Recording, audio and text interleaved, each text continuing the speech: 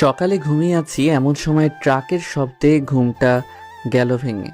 বুকের ভিতর ধকপক ধকপক করছে। এত জোরে কেউ হর্ন বাজায়, তাও বাড়ির সামনে এসে। আম্মুকে ডাক দিলাম। কি হয়েছে? ডাকিস কেন? এই সকালবেলা ট্রাকের শব্দ কেন? মাথা মোটা, এখন 11টা বাজে। সারা রাত শুধু মোবাইল টিপা আর দুপুর পর্যন্ত ঘুমানো। তোমার খালি এক ডায়লগ, আজ ছুটির দিন বলে এত ঘুমাচ্ছি। ছুটির দিন বলি সারাদিন ঘুমাতে হবে? যাই হোক, ট্রাক কেন এখানে? পাশে পাশে নতুন ভাড়াটি আসলো তাই। ও আচ্ছা, এই জন্যই। তাড়াতাড়ি ওঠ, নতুন ভাড়াটিয়া, একটু কাজে হেল্প কর গিয়ে। আচ্ছা, চেষ্টা করি। ঘুম থেকে উঠে ফ্রেশ হয়ে খাবার খেয়ে বাইরে গেলাম। ট্রাকটা এখনো আনলোড চলছে। আমি গিয়ে নতুন ভাড়াটিয়াকে ডাক দিলাম। এই যে আঙ্কেল, এদিকে আসেন। কি হয়েছে বাবা? আমি পাশের বাসাতেই থাকি। আপনারা নতুন তো, আপনাদের কি কাজে হেল্প করব? করলে ভালো হতো, অনেক জিনিসপত্র নামাতে হবে। আচ্ছা আঙ্কেল, আমি হেল্প করছি। ঠিক আছে। তারপর পুরা 2 ঘন্টা কাজ চলমান। হাত পায়ের অবস্থা শেষ। শালার আঙ্কেলের যদি একটা মেয়ে থাকতো তাও ভালো লাগতো। তাও নাই মনে হয়। 10-12 বছরের একটা পিচ্চি ছেলে আছে। একটা মাইয়া থাকলে তাও এত কাজ করলাম, এটা শোধ উঠতো। আঙ্কেল আমার কাজে খুশি হয়ে কাজ চাপড়িয়ে একটু প্রশংসা করলো। আমি আর প্রশংসা বেশি খেতে পারি না, তাই চলে আসলাম। বিকেলে ছাদে বসে মোবাইল টিপছি আরামে। এমন সময় দেখি একটা মাইক্রো এসে থামলো। মাইক্রো থেকে একটা মেয়ে নামলো। আঙ্কেলকে দেখে বাবা বলে ডাক দিল। আমার হার্টবিট তখন এত জোরে চলছে যে বুঝতেই পারছি না। আমার তো আনন্দের শেষ নাই। মনের ভিতর তখন লুঙ্গি ড্যান্স বেজে উঠল। তাই একটা ড্যান্স দিয়ে দিলাম। লুঙ্গি ড্যান্স, লুঙ্গি ড্যান্স, লুঙ্গি ড্যান্স। এই যে মিস্টার, ছাদ থেকে পড়ে যাবেন, সাবধানে। আপনি আমার জন্য কত ভাবেন? আরে আপনার জন্য ভাবার কি আছে আজব? আপনি ট্রাউজার পরে লুঙ্গি ডান্স দিতে দিতে ছাদের পাশে চলে গেছেন, সেদিকে তো খেয়াল নাই, তাই বললাম। আপনি কত ভালো, আপনার মতো মেয়েই তো দরকার। আপনার কথা ঠিক বুঝলাম না। বুঝে লাগবে না। এনিওয়ে, আমি সাগর, অনার্স প্রথম বর্ষ। ও, আমি আরিয়া, মেডিকেল 3য় বর্ষ। সো আপু বইলা ডাকবা। মনের সব বাত্তি ধক কইরা নিভা গেল। শালার আঙ্কেল মেয়ে জন্ম দিছেন, আমার বয়সের দিতে পারেননি। বড় মেয়ে থাকার চেয়ে না থাকাই ভালো ছিল।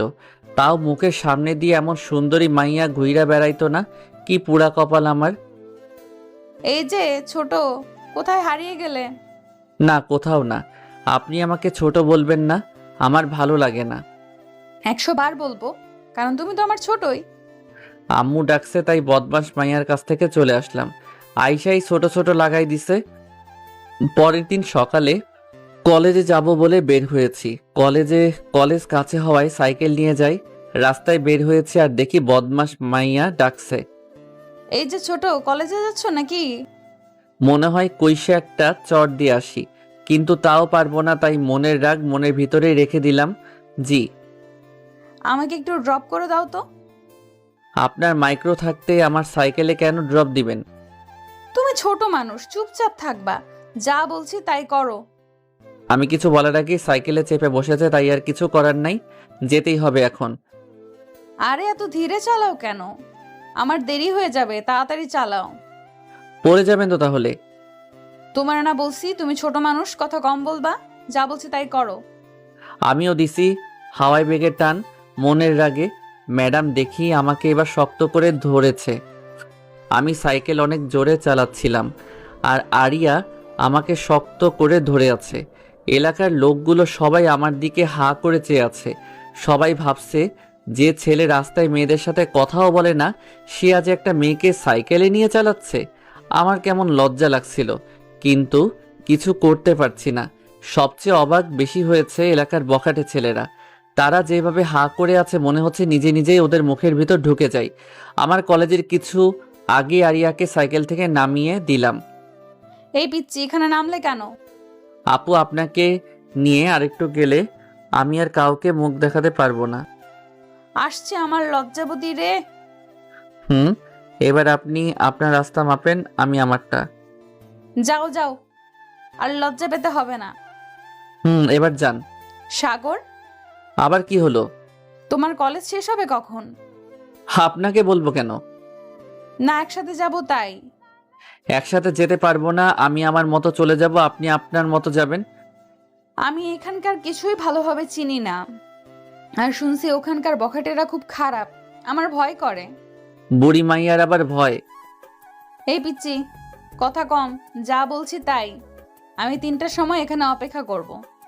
জানতো আমি পারবো না বলেই সাইকেল নিয়ে দৌড় দিছি। আর কিছুক্ষণ থাকলে কারো চোখে পড়ে যেতে পারে। কলেজে গিয়ে ক্লাস করলাম, বন্ধুদের সাথে ঘোরাফেরা করতে করতে 3টা 30 বেজে গেছে। তাই দেরি না করে সবার থেকে বিদায় নিয়ে বাসায় রওনা দিলাম। বাসায় আসার পথে একটা তেঁতুলের আচারের প্যাকেট নিলাম। আমার খেতে ভালোই লাগে। সাইকেলে চড়ে প্যাডেল করছি, নড়ছে না। কি ব্যাপার, আমার হেলিকপ্টার তো 5জনকে নিলেও এমন আটকায় না, আজ এমন করছে কেন? সাইকেলটা চেক করতে নিচে নেমে দেখি আরিয়া পিছনে দাঁড়িয়ে, আরও সাইকেলের চাকার নিচে ইট দিয়েছে। কি ব্যাপার সাগর সাহেব, চোরের মতো পালাচ্ছেন কেন? আমি চোর হতে যাব কেন? জানেন আমার কত সাহস? তাই নাকি? তা শুনি কত সাহস। আমি রাত 10টা পর্যন্ত এখান থেকে একা একা বাসায় যেতে পারবো। ওরে বাবা রে, আপনি অনেক সাহসী দেখছি। সব মেয়েরাই এই কথা বলে। পিচ্চি পোলার ঢং দেখো, একা একা বাসায় পালাচ্ছে আর বলে খুব সাহস।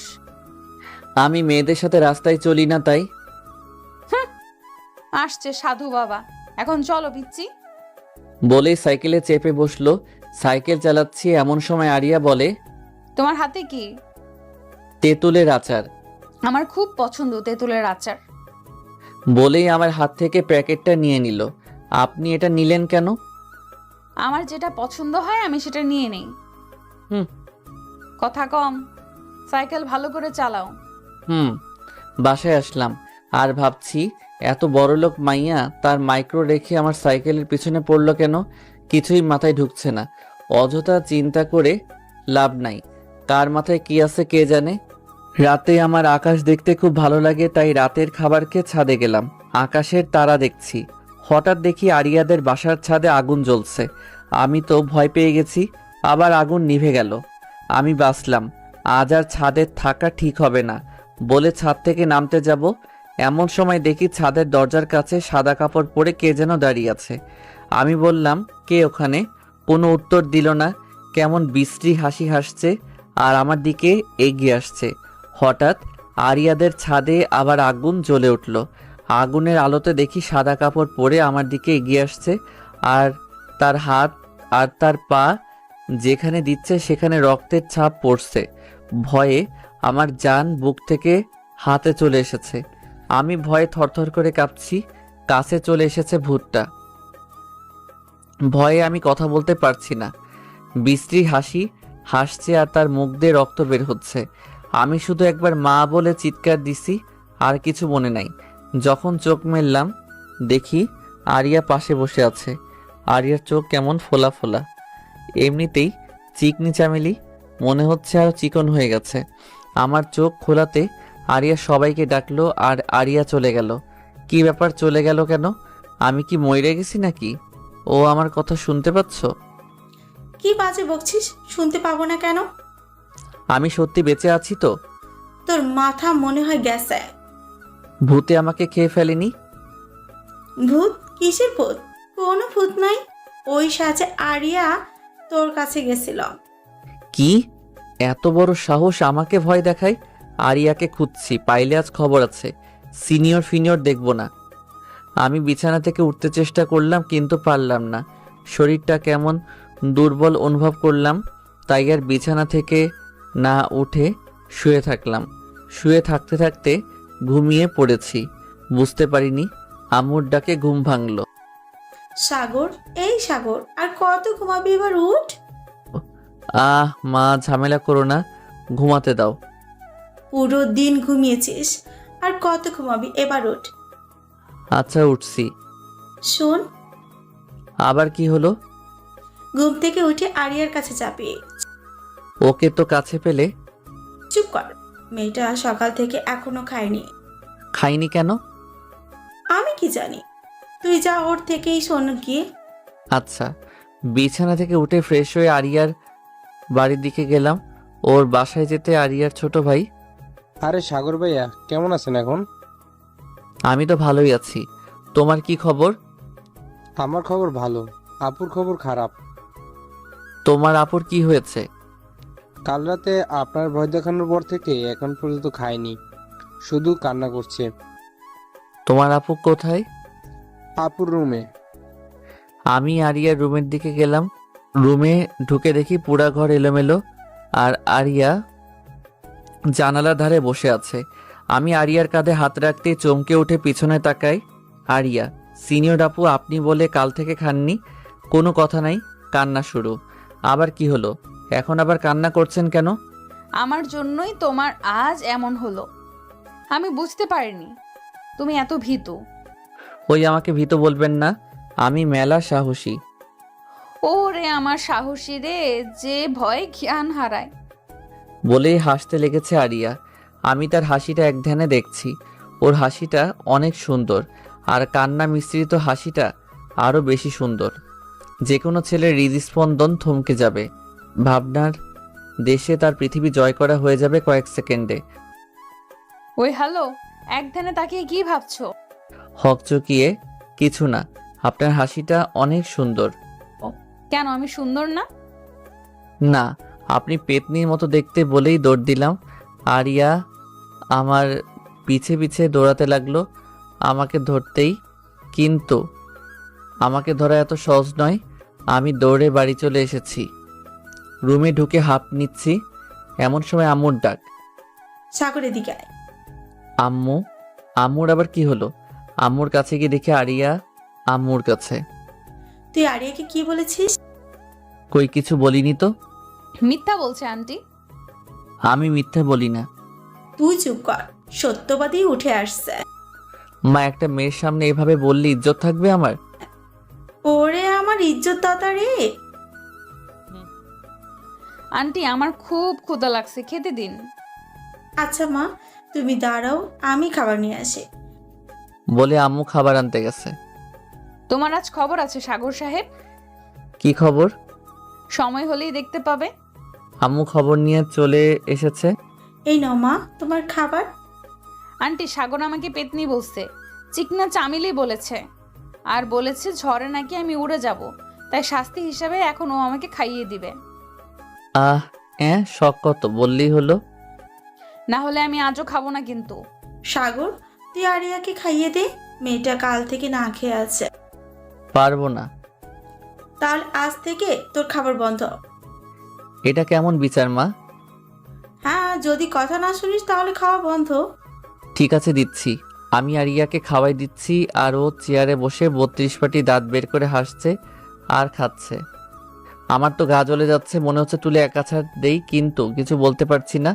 কিছু বললে আমার খাবার বন্ধ হয়ে যাবে। হুম, হাতে কামড় দিলে কেন? ইচ্ছে করে দিছি নাকি এমনিতেই লেগে গেছে?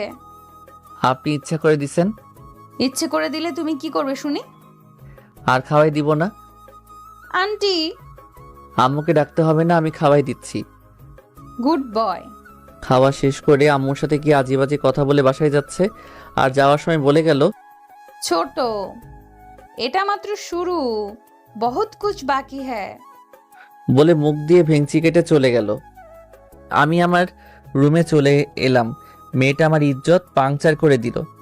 শেষমেশ আমি একটা মেয়েকে খাওয়াই দিলাম। না, এটা হয় না। এর প্রতিশোধ আমি নিবই নিব। দেখে নেব আমি আরিয়াকে। আমাকে চিনে না আমি কি জিনিস। একবার খালি সুযোগ আসুক। আমি কথাগুলো ভাবছি, আর আম্মুর ডাক। সাগর এদিকে আয়। কি হয়েছে মা? আজ কলেজ যাবি না?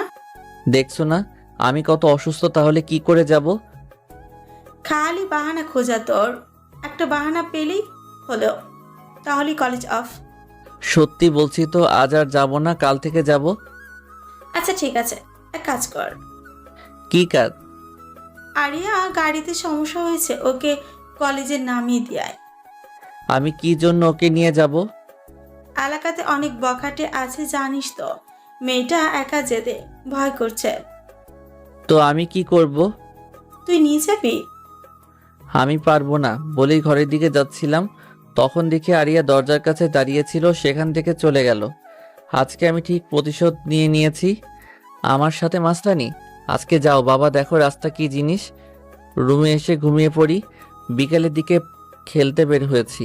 অনেক দিন পরে আবার খেলাধুলা করব। বন্ধুদের সাথে অনেকক্ষণ আড্ডা দিলাম।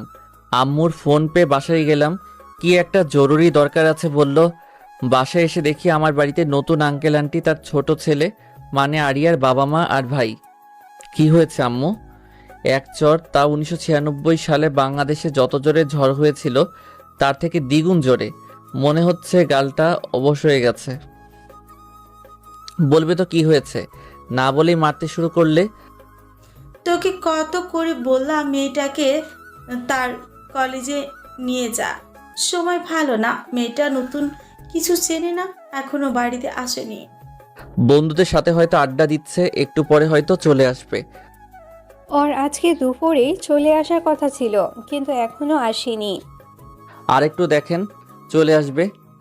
বিকেল থেকে ফোন সুইচ অফ বলছে। তুমি একটু যাও না বাবা। আচ্ছা আন্টি, আমি দেখছি।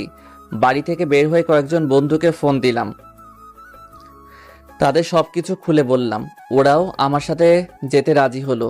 আরিয়ার বন্ধু বান্ধবদের বাসার ঠিকানা জোগাড় করে তাদের বাসায় গেলাম। কারো বাসায় নেই। বাসায় ফোন করলাম, কিন্তু এখনো আসেনি মেয়েটা। রাত 9টা বাজে। এখন একটু চিন্তা হতে লাগলো, যদি আমি আসতাম তাহলে এমন হতো না। আরিয়া যেসব রেস্টুরেন্টে যায় তা তার বন্ধুদের থেকে শুনে সেখানেও খোঁজ করলাম, কোথাও নেই আরিয়া। রাত 10টা বেজে গেছে। পাগলের মতো শহরের অলিগলি খুঁজে বেড়াচ্ছি, কোথাও পাচ্ছি না। কোথায় গেল কিছু বুঝতে পারছি না। মাথা তো কেমন ভারী হয়ে আসছে। আমার দোষ, আমার কথাগুলো আরিয়া শুনে ফেলেছিল। আর তখন একাই কলেজে যাই। আমি কেন এমনটা করলাম? আমি যদি এমনটা না করতাম তাহলে এসব কিছুই হতো না। শহরের সব জায়গায় খোঁজা শেষ। কি করব আমি এখন? বাসায় যেতে পারছি না। সবাই আমার অপেক্ষাতেই আছে। আমার মাথাটা ঠিকভাবে কাজ করছে না। আমি জীবনে এত চিন্তিত হইনি আজ যতটুকু হয়েছি। হৃদস্পন্দন শতগুণ বেড়ে গেছে। দোস্ত, সব জায়গাতে খুঁজলাম, কোথাও পেলাম না। এখন কি করব? আমি নিজেও জানি না। চল পুলিশের কাছে কমপ্লেন করে বাসায় যাই। আজকে আমি বাসায় যেতে পারবো না। আমার জন্য সব হয়েছে, আমি দায়ী বলে মাটিতে বসে পড়লাম। এভাবে ভেঙে পড়িস না, দেখিস আমরা আরিয়াকে ঠিকই খুঁজে পাবো। আমার চোখ দিয়ে তখন টুপ টুপ করে পানি পড়ছে। নিজেকে কেমন ঘৃণা হচ্ছে, কেন আমি এলাম না। শান্ত হ দোস্ত। হৃদয় শাকিল পুলিশের কাছে যাক, আর আমি আর তুই টিপু ভাইয়ের কাছে যাই। টিপুর কাছে কেন? কোথাও তো খুঁজে পেলাম না। যদি আরিয়া কিডন্যাপ হয় তাহলে টিপু ভাইয়ের কাছে জানতে পারবো। এই শহরে যত কিডন্যাপ হয় সব তার জানা থাকে। ঠিক আছে চলো। ওরা দুজন পুলিশের কাছে গেল আর আমরা টিপু ভাইয়ের কাছে যাচ্ছিলাম। রাস্তায় বাইকের তেল ফুরিয়ে যায়, তেল ভরতে পাম্পে যাই, তারপর তেল ভরি, তারপর টিপুর কাছে যাই। এত রাতে দেখা করতে চাচ্ছিল না, তাও অনেক বলে কয়ে দেখা করলাম। টিপু ভাইকে সব খুলে বললাম। তারপর টিপু ভাই ওর লোকদের কাছে ফোন করলো। তারপর বলল, আমার লোকেরা আজকে কোনো মেয়েকে তুলেনি। তাহলে উপায়? শহরে একটা নতুন গ্যাং এসেছে যারা ডাক্তারি পড়া মেয়েদের কিডন্যাপ করে, তাদের আফ্রিকাতে পার করে দিচ্ছে, আর এদেরকে দিয়ে চিকিৎসা কাজ করানো হয়। আর আমার লোকেরা বলল তারা আজ 3টা মেয়েকে তুলেছে। এখন তাদের মধ্যে থাকলেও থাকতে পারে। আমার পায়ের নিচের মাটি মনে হচ্ছে সরে যাচ্ছে। আমার বাকশক্তি, ভাবনা শক্তি কিছু কাজ করছে না, লড়তে পারছি না। তোমরা দেরি না করে বেরিয়ে পড়ো, তোমাদের হাতে আজকের রাতটাই আছে। আজ রাতে মনে হয় না তারা শহর ছেড়ে বের হবে, তাই যত তাড়াতাড়ি পারো বেরিয়ে পড়ো। আমরা টিপু ভাইয়ের কাছ থেকে বিদায় নিয়ে বেরিয়ে পড়েছি। কোনো কথা বলতে পারছি না। রাস্তার একপাশে দাঁড়িয়ে আছি। পাশে একটা ছোট দোকান আছে। এক কাপ চা খাচ্ছি আর ভাবছি কোথায় যাব আর কি করব। কিছু মাথায় আসছে না। হাতে সময় এক রাত। হঠাৎ একটা মাইক্রো এসে থামলো, তারাও চা খাচ্ছে। তাদের একটা কথায় আমার ধ্যান ভেঙে গেল। তাদের মধ্যে এমন ছিল, ভাই, মালতিনটা কিন্তু দেখতে হেভি। ঠিক কইছস, মেলা মাল পাওয়া যাবে। ভাই, আমার না ওই চিকন করে মেয়েটাকে হেভি লাগছে। তো কি হয়েছে? আপনি যদি অনুমতি দিতেন তাহলে আজ রাতে আচ্ছা ঠিক আছে, রাতে তোর ওইটা। আপনার পায়ে ধুলো দিন ওস্তাদ। তাদের কথা এমন ছিল, তাদের চা খাওয়া শেষে চলে যাচ্ছিল। আমার কেমন লাগলো? টিপু ভাই বলল 3টা মেয়েকে তুলেছে, এরা বলছে 3টা চিকন মেয়েকে পছন্দ। রাতে সে তার হিসাব মিলে গেছে, আরিয়াও চিকন। এরাই ওই কিডন্যাপার। আরিয়ার কিছু করার আগে তাকে উদ্ধার করতে হবে। তবে আমরা দুজন তাদের মাইক্রোকে ফলো করেছি। আমরা দুজন মিলে বাইক নিয়ে তাদের মাইক্রোটাকে ফলো করছি। তারা একটা নির্জন এলাকায় একটা বাড়ির সামনে এসে থামলো। আমরাও নির্দিষ্ট দূরত্বে বাইক রেখে ওই বাড়িটির দিকে যাচ্ছি। তারা বাড়িটার মাঝে প্রবেশ করে। আমরা দুজন দেয়াল টপকে বাড়ির ভেতরে প্রবেশ করি। বাড়িটা অনেক পুরাতন হবে, এখনো নিখুঁতভাবে দাঁড়িয়ে আছে। লোক দুইটা বাড়ির মধ্যে প্রবেশ করলে আমরাও চুপি চুপি তাদের পিছে পিছে বাড়িতে প্রবেশ করি। শুনশান নীরবতা, একদম ভূতরে বাড়ির মতো। তবে এদের জন্য এমন বাড়ি পারফেক্ট, লোকজন নাই। অনেকে ভূতের বাড়ি ভেবে এই বাড়ির মধ্যে প্রবেশই করবে না। লোক দুইটা একটা রুমে প্রবেশ করে, আর তখন মেয়ের আত্মচিৎকার পাই। আমার তো তখন রক্ত মাথা থেকে পা পর্যন্ত 1 সেকেন্ড 1000 বার যাতায়াত করছে। আজকে এই দুইটা আমার হাতে মরবে বলে আশেপাশে তাকাতে দেখি একটা রড পড়ে আছে। রডটা নিলাম। আমার বন্ধু নিল একটা আরেকটা রড। লোক দুইটা যে রুমে প্রবেশ করেছে ওই রুমে প্রবেশ করতেই চোখ বুজে নিয়েছি। একটা মেয়ের ওপর দুইটা মানুষের তাদের পৈশাচিক আনন্দ করছে। পুরো অলঙ্গ অবস্থায় একটা মেয়ে, আর বাকি দুটো একপাশে বাঁধা আছে। কিন্তু এদের মধ্যে আরিয়া নেই। লোক দুইটা আমাদের দুইজনকে দেখে অনেকটা ভয় পেয়ে গেছে। আমার মাথায় তখন রক্ত চলে গেছে, তাই কিছু না ভেবে রড দিয়ে লোক দুটোকে ইচ্ছে মতো পিটাতে শুরু করছি। আরেকটু হলে তাদের মেরেই ফেলতাম। আমার বন্ধু আমাকে থামায়। আমি উলঙ্গ মেয়েকে তার কাপড় দিলাম, সে তা পরে নিল। মেয়ে 3টা আতঙ্কে আছে বলে কথা বলতে পারছে না। আমি লোক দুটোকে এক জায়গায় বসিয়ে বললাম, তোরা এই মেয়ে 3টাকে কোথায় পেলি? আজকে এদের কিডন্যাপ করেছি। কেন করেছিস? বলে দিলাম আর একটা বাড়ি। আমাদের এই কাজ করতে বাধ্য করা হয়। বাধ্য করা হয় মানে? সবকিছু খুলে বল। বলে আরেকটা বাড়ি দিয়েছি। এত মারলে বলবো কি করে? তাড়াতাড়ি বল, আবার দিলাম নয়তো। মাথাটা খারাপ হয়ে আছে, তাড়াতাড়ি বল। আমাদের শহরে নতুন গ্যাং এসেছে। তারা ডাক্তার পড়ুয়া মেয়েদেরকে কিডন্যাপ করে আফ্রিকায় পাচার করে দেয়। কিন্তু তাদের লোক নাই এ শহরে, আর টিপুর কারণে কেউ তাদের সাথে কাজ করতে চায় না। তাই আমাদের পরিবারের প্রতি হুমকি দিয়ে এই কাজ করায়। তোদের জোর করে এই কাজ করানো হয়? তাহলে এই বাচ্চাটার সাথে এখন কি করতে যাচ্ছিলি? নেশা তো করে ফেলেছি, আর হবে না। আমরা এই কাজ ছেড়ে দেব, মাফ করে দেন। তোরা এই 3জন বাদে আর কাউকে কিডন্যাপ করিসনি? না, এই শহরে শুধু আমরাই কাজ করি এই গ্রুপে। আর আজ দিনে এই 3টে বেশি আর কাউকে কিডন্যাপ করিনি। এদের কাছে তাহলে আরিয়া নেই। এদের কাছ থেকে আর কোনো সাহায্য পাওয়া যাবে না। তাই পুলিশকে ফোন করে তাদের পুলিশের কাছে দিয়ে মেয়ে 3টাকে একটা হসপিটালে নিয়ে গেলাম। রাত তখন 2টা। মেয়ে 3টাকে হাসপাতালে ভর্তি করে তাদের জন্য ওষুধের ব্যবস্থা করছি। একজন অনেক ভয় পেয়েছে, একদম নির্বাক হয়ে আছে, আর পাগলের মতো আচরণ করছে। আরিয়াকে যদি এই গ্যাং না কিডন্যাপ করে তাহলে আরিয়া কোথায়, কি করছে এখন, কেমন আছে এখন, এসব ভাবতে ভাবতে চোখ দিয়ে টুপ করে 2 ফোঁটা পানি কখন পড়ছে বুঝতে পারিনি। মেয়ে 3টার ওষুধের ব্যবস্থা করে তাদের হাসপাতালে রেখে বেরিয়ে পড়লাম। আমার হাত পায়ে শক্তি পাচ্ছি না, নির্বাকের মতো এদিক সেদিক আরিয়াকে খুঁজে বেড়াচ্ছি। আরিয়াকে কোথায় পাবো জানি না, কি অবস্থায় পাবো জানি না, পাবো কি না তাও জানি না। কোনো প্রশ্নের গোলকধাঁধায় ফেসে গেছি যার উত্তর শুধু না। কোথায় খুঁজবো ভেবে পাচ্ছি না, শুধু খুঁজেই যাচ্ছি। পৃথিবী মানুষের সামনে এমন কিছু সময় আসে যখন তার অতীতের সব কথা মনে পড়ে যায়। তখন ভাবে এই কাজটা এইভাবে করা ঠিক হয়নি, ওইভাবে করা ঠিক ছিল। কিন্তু তখন ভাবনাটা সত্যি করা সম্ভব না, কারণ তা অতীত। কিছু অতীত সময় থমকে দাঁড়ায় যখন মানুষের জীবন থেকে কিছু মূল্যবান জিনিস হারিয়ে যায়। ছন্ন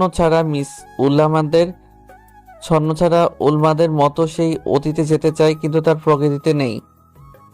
আমি এখন একজন উন্মাদের চেয়ে কম কিছু নয়। কারো কথা এখন শুনতে মন চাচ্ছে না। চারিদিক ছুটে বেড়াচ্ছি, কোথায় গেলে আরিয়াকে পাবো। পুরো শহরের অলিগলির গুগল হয়ে গেছি এক রাতে, কোনো জায়গা বাদ দেয়নি। এমন পরিস্থিতি মানুষের জীবনে যখন আসে, তার বাকশক্তি, চিন্তাধারা সবকিছু লোপ পায়। তার মাথায় শুধু একটা কথাই বারবার রিপিট করে, এই জিনিসটা কোথায় পাবো।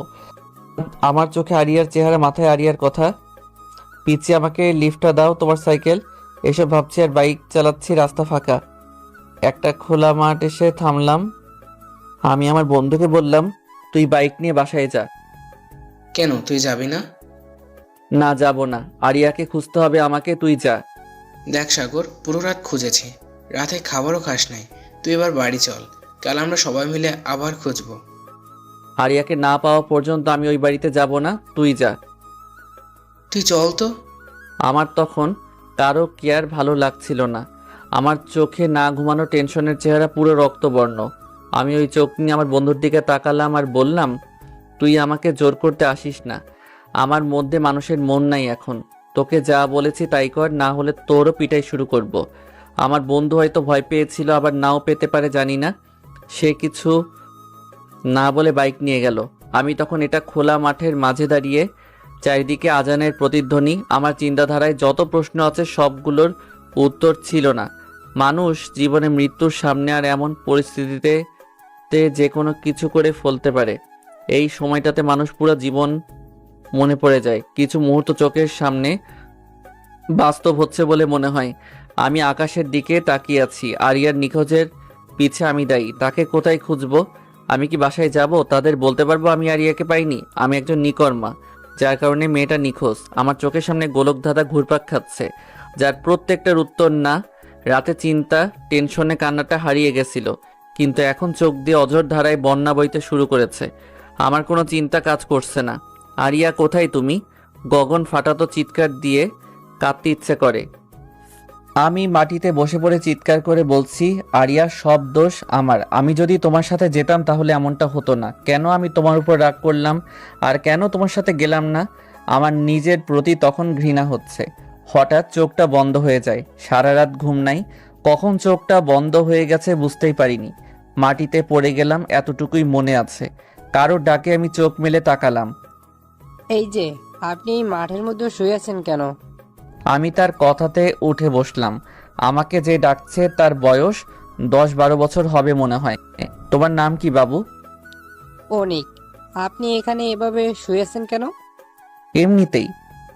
কারোর সাথে ঝগড়া করে বাড়ি থেকে চলে এসেছেন? না তো, কেন? না, এমনিতেই। তুমি অনেক বড় হয়ে গেছো। হ্যাঁ, আমার মাও বলে। আচ্ছা, তাই? হ্যাঁ। ছেলেটার সাথে কথা বলতে আমার বন্ধু বাইক নিয়ে হাজির, আমাকে নিতে এসেছে। ছেলেটার কথাতে জাদু আছে। তার সাথে যখন কথা বলছিলাম তখন মনের সব ব্যথা হারিয়ে গেছিল, কিন্তু যখন আমার বন্ধু আসলো তখন আবার পুরাতন কথা মনে পড়ে গেল। আমার মাথাতে তখন আবার চিনচিনে ব্যথা শুরু হলো। আমি বন্ধুর বাইকে করে আরিয়াকে খুঁজতে বের হলাম। পুরা সকাল আবার খুঁজলাম, কোথাও পেলাম না। হাল ছেড়ে দেওয়া ছাড়া আর কিছুই করার নেই। পকেটে হাত দিয়ে দেখি ফোন নেই। বন্ধুর সাথে বাড়ির পথে ফিরতে লাগলাম। বাড়িতে ফিরে মাথা নিচু করে ঢুকলাম, দেখি মা বাবা, আরিয়ার বাবা মাও বসে আছে।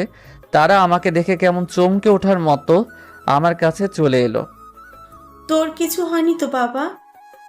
মায়ের কথাতে দেদে দিলাম, আমার কিছু হয়নি, কিন্তু আরিয়াকে পাইনি। আমি আরিয়ার মায়ের কাছে গেলাম। আন্টি, আপনার মেয়েকে খুঁজে পাইনি, আমাকে মাফ করে দিয়েন। আমার জন্য সব হয়েছে। তাদের কথা বলার সুযোগ না দিয়ে ছাদে চলে এলাম। সকালের আলোতে মানুষের কাছে পৃথিবী আনন্দময় হয়, আর আমার কাছে বিভীষিকাময়। আলো থাকা সত্ত্বেও কেমন অন্ধকার আচ্ছন্নময় লাগছে। ছাদে দাঁড়িয়ে এসব ভাবছি, হঠাৎ কারো হাত আমার পিঠে অনুভব করলাম। পিছনে ফিরে দেখি আরিয়া দাঁড়িয়ে। আমি নিজেকে বিশ্বাস করতে পারছি না যে আরিয়া আমার সামনে দাঁড়িয়ে আছে। নিজের চোখকে বিশ্বাস করতে পারছিলাম না, তাই আরিয়ার হাতে চিমটি দিলাম। চিমটি দিচ্ছ কেন? স্বপ্ন না, সত্যি, তাই দেখছি। স্বপ্ন না, সত্যিই দেখতে মানুষ নিজের গায়ে চিমটি দেয়, আর তুমি আমার হাতে দিচ্ছ? কি জানি, ভুলে গেছি। আপনি কি সত্যি আরিয়া? সত্যি? তোমার সামনে দাঁড়িয়ে আছি, এই দেখো। বলি এক চরের ব্যথা অনুভব করলাম। তার মানে এটা সত্যি আরিয়া? আমি 2টা চর দিছি, মেয়েটা কান্না করতে শুরু করছে। আমাকে এত জোরে মারলে? তো সোহাগ করব? কাল দিন রাত কোথায় ছিলেন? আমার কতটা কষ্ট হয়েছে জানেন? আমারও মেলা কষ্ট লেগেছিল সকালে তোমার কথা শুনে, তাই ভাবলাম তুমি প্রতিশোধ নেওয়ার আগে আমিই নিই। কোথায় ছিলেন পুরা দিন রাত? তোমার রুমে। আমার রুমে? তোমার রুমে ছিলাম, কেউ জানে না, চুপি চুপি করেছি বিকেলে কলেজ থেকে এসে। আরেকটা চর দিলাম। আবার মারলে কেন? আমাকে সারা রাত দিন শহর ঘোরানোর জন্য। তোমার সাথে কোনো কথা নাই, আমাকে শুধু মারছো। আরেকটা চট দিয়ে আরিয়াকে বুকের মাঝে জড়িয়ে ধরলাম। জানি না তখন মনের মধ্যে কেমন হচ্ছিল। মনে হচ্ছিল অনেক বড় কষ্টের মধ্যে থেকে বের হয়ে এলাম। আরিয়াকে সবসময় এভাবে জড়িয়ে ধরে থাকি। এই ছোট, আমার দম বন্ধ হয়ে আসছে, ছাড়ো। ছাড়বো না। আবার যদি হারিয়ে যান? হারাবো না, ছাড়ো। মনে থাকে যেন। ঠিক আছে, ছাড়ো। আরিয়াকে ছেড়ে দিতেই আরিয়া সাইডে চলে যায়, তারপর হাঁপ ছাড়ে। তুমি তো আমাকে আরেকটু হলে মেরেই ফেলতে। মেরে ফেলার জন্য তো ধরিনি। আমার দম বন্ধ হয়ে আসছিল। সারা দিন রাতের কষ্টের সমাপ্তি স্বরূপ। অনেক কষ্ট হয়েছে না তোমার?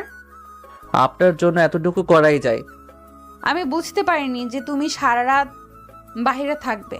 তোমার ফোনে অনেকবার ফোন দিয়েছি কিন্তু অফ বলছে। ফোনটা হারিয়ে গেছে। জানো, আমিও সারা রাত ঘুমাইনি, খাইনি। আপনার এমনটা করা উচিত হয়নি। কেন? আমি অনেক কষ্ট পেয়েছি। আমার ছোট ভাইটা দেখি অনেক কষ্ট পেয়েছে। ভাইয়া কথাটা শুনে মনে হচ্ছে সব আবেগ আমার বুকের ভেতর থেকে বেরিয়ে ছাদ থেকে লাফ দিছে। ভালো লাগার বাতি নিভে অন্ধকার। মনে হচ্ছে তুলে এক আছাড় দেই। আমি ওর কোন জন্মের ভাই লাগি? ছোট ভাইয়া কি বিড়বিড় করছো? ভাবতেছি আপনাকে ছাদ থেকে ফেলে দেই। কেন কেন? আমি আপনার কোন জন্মের ভাই লাগি? তুমি তো আমার আদরের ছোট ভাইয়া। আপনার ভাইয়ের গোষ্ঠী কিলাই বলে ছাদ থেকে চলে এলাম। আরিয়া আমাকে পিছ থেকে ডেকেই যাচ্ছে। আমি আমার রুমে চলে এসেছি। এসে ভাবছি মনটা কতটা হালকা হয়ে গেছে। মনে হচ্ছে কোনো পাথরের সমান চিন্তা মন থেকে নেমে গেল। জীবনে যতটা না কষ্ট পেয়েছি তার থেকে বেশি পেয়েছি এই একদিনে। মনে হচ্ছিল কোনো বিভীষিকাময় স্বপ্ন দেখছিলাম। আরিয়াকে দেখার পর সেই স্বপ্ন থেকে বাস্তব জীবনে চলে এসেছি। মানুষের জীবনে কিছু কষ্ট থাকে যা তার মনে পাথরের মতো সবসময় আঘাত করতেই থাকে। সে যন্ত্রণা কখনো যায় না, হয়তো মুখের হাসির আড়ালে থাকে। মনটা হালকা হয়ে গেছে। ঘুমে চোখটাও বুঝে আসছে, তাই ঘুমিয়ে পড়লাম। হঠাৎ মনে হচ্ছে কানের মধ্যে কিছু প্রবেশ করছে। হাত দিচ্ছি, তখন বন্ধ হয়ে যাচ্ছে। আবার এমনটা হচ্ছে, চোখ খুলে দেখি আরিয়ার সামনে ঝুঁকে থেকে এই কাজ করছে। আমি ভাবছি আমার সাথে যখন এমন করছে তখন আমিও করি বলেই তাকে জড়াই ধরেছি। আরিয়া হোক চকিয়ে উঠেছে। বুঝতে পারিনি আমি এমনটা করব। অনেক ছাড়ানোর চেষ্টা করছে। যখন দেখছে পারছে না তখন আমার হাতে দিল একটা কামড়। ও মা গো, এত জোরে কেউ কামড় দেয়? হাতটা ছেড়ে দিতেই আরিয়া পর্যাপ্ত দূরত্বে চলে গেছে। তুমি যেভাবে ধরেছো, ছাড়া পেতে তো দিতেই হবে। তাই বলে এত জোরে? তোমার আপু দিছেন না, তাই রাগ করে না ভাই। ওরে আমার বোন আসছে রে। ওই ছোট, সাবধান, জোরে কথা বলবা না। বললে কি করবেন? এমন কিছু করব যে এলাকায় মুখ দেখাতে পারবে না। আপনাকে করে ভয় পাই নাকি? পাও না, বাট পাবে খুব তাড়াতাড়ি। তাই না? তাই। বলে মুখ ভেঙচি কেটে দৌড়ে পালিয়ে গেল। আমি ভাবছি মেয়েটা কি করতে চায় যে তাকে আমি ভয় পাবো? ভেবে পাচ্ছি না, তাই অত ভেবে কাজ নাই। কাল কলেজে যেতে হবে, তাই বেশি চিন্তা ভাবনা করতে হবে না। আম্মু রাতের খাবার খেতে ডাকছে। আমি খেতে গিয়ে দেখি বাবা মার সাথে খাবার টেবিলে আরিয়া বসে আছে। এই চিকনি চামিলি কি শান্তিমতো খেতেও দিবে না? যেখানেই যাই সেখানেইও যাই হোক, সব কিছু ভুলে খেতে বসলাম। একদিনে শরীর কি হাল বানিয়েছ? কই, ঠিকই তো আছি। আমার চোখ আছে। তুমি আমাকে ইনসাল্ট করছো একটা মাইয়ার সামনে? ওই ছোট, আমাকে মাইয়া বলবে না, বলবে বড় আপু। আমার খেয়ে দে কাজ নাই, আপনি আমার কোন জন্মের আপু লাগেন? বর্তমান জন্মের। তাই? হ্যাঁ। তাহলে আপনার বাবাকে বলেন আমাকে যেন টাকার ভাগ দেয়। দিবে তো, টেনশন করো না ছোট। টাকার ভাগও দিবে? 100 বার দিবে। আচ্ছা, আমাকে টাকার ভাগ কেন দিবে? আর যাতে ভাই না বলে সেজন্য বললাম। বাট মাইয়া এদিকেও আমার থেকে এক ধাপ এগিয়ে। ডাক্তারি পড়াতে কি এইসব শিখাই নাকি? তোমরা থামো। আর হ্যাঁ, কাল থেকে প্রতিদিন তুমি আরিয়াকে তার কলেজে পৌঁছে দিবে। ভাত মুখে দিছি তখনই বাবা এই কথাটা বলছে, আর ভাতটা গলাতে বেঁধে গেছে। ঠিক মতো খাবারও তো খেতে পারো না। এই নাও পানি খাও। ওনার এত বড় গাড়ি থাকতে আমি কেন নিয়ে যাব? সেফটির জন্য। দিনকাল এত ভালো না। আমি পারবো না। তুমি পারবে না, তোমার বাবা পারবে। বাবা পারবে যখন তখন তুমি প্রতিদিন নিয়ে যাও। আমার সাথে ফাজলাম করো। তুমি তো বললে আমি না পারলে বাবা পারে, আর তুমি তো আমার বাবা। পড়াশোনা করছি এই জন্য। কি শিখাচ্ছে তোমাদের শিক্ষকরা? কি আবার পড়াশোনা? হায় আল্লাহ, আমি কি ছেলে জন্ম দিয়েছি বুঝি কোথায় ফাজলামো করে? তুমি এলাকার সবচেয়ে ভালো ছেলে জন্ম দিয়েছো বাবা। ভালো ছেলে যখন তখন যা বলছি তাই করবে, তাহলে কাল থেকে তোমার ভাত চাল হয়ে যাবে। আমার সাথে অন্যায় হচ্ছে। চুপ কর, তোর কথা অনেকক্ষণ ধরে শুনছি। মুখে মুখে কথা বলা শিখে গেছিস, চুপচাপ খেয়ে উঠে যা। ঠিক আছে। আরিয়া খাচ্ছে আর হাসছে। সব চাল আরিয়ার। ও বাবাকে কি সব বুঝ দিয়েছে আল্লাহ ভালো জানে। খাবার খেয়ে রুমে চলে এলাম। এসে লম্বা একটা ঘুম দিয়েছি। স্বপ্নে দেখছি আমি আরিয়াকে নিয়ে যাইনি, তাই বাবা আমাকে লাঠি নিয়ে পুরো শহর দৌড়ানি দিচ্ছে। স্বপ্নটা ভাঙতেই যেন হাঁপ ছেড়ে বাঁচলাম। যদি কাল আরিয়াকে না নিয়ে যাই তাহলে বাবা আমাকে সত্যি সত্যি পুরো শহর দৌড়ানি করাবে না তো? আবার কাল একটা মেয়ের সাথে দেখা করার কথা আছে, বান্ধবী হয়। আর ও যদি দেখে তাহলে পুরা কলেজে আমার ইজ্জত পাংচার হয়ে যাবে। সকাল সকাল ঘুম থেকে উঠে খাবার খেয়ে কলেজের জন্য রেডি হয়ে গেটের সামনে দাঁড়িয়ে ভাবছি আরিয়াকে নিয়ে গেলে যদি কেউ দেখে তাহলে পুরা কলেজের ইজ্জত থাকবে না। আর না নিয়ে গেলে বাবা পুরো শহর ম্যারাথন দৌড়ানি দেয়াবে। যাই হোক, দৌড়ানোর অভ্যাস আছে, কিন্তু এত বছরের ইজ্জত গেলে আর ফিরে পাবো না। আজকে এটুকু সুন্দর গেট আপ নিয়ে বের হয়েছি, কেউ যাতে দেখতে না পায়, তাই চুপি চুপি গেট থেকে বের হয়ে যাচ্ছি। বুকটা ধুকপুক করছে, যদি কেউ দেখে তাহলে আরিয়াকে নিয়ে যেতে হবে। আরিয়ার বাড়ির সামনে নিয়ে যেতে হয়, তাই চিন্তাটা বেশি। আরিয়া দেখতে পেলে তো চিল্লাচিল্লি শুরু করে দিবে। আরিয়ার বাড়ির সামনে আসতেই কেমন শব্দ শুনলাম। তারপর দেখছি বৃষ্টি শুরু হয়েছে। আকাশে তো রোদ আছে, মেঘ নেই। আবার বৃষ্টিটা শুধু আমার উপরেই হচ্ছে। আমি কি রাতে মেঘমামার সাথে গন্ডগোল করছি? এসব ভাবতে ভাবতে উপরে তাকিয়ে দেখি মেঘটা আর কেউ না, আরিয়া। আমার দিকে দুইটা ফুটবলের সমান চোখ বের করে রাক্ষসীর মতো দাঁত কটমট করে তাকিয়ে আছে। আমার গলা শুকিয়ে গেছে।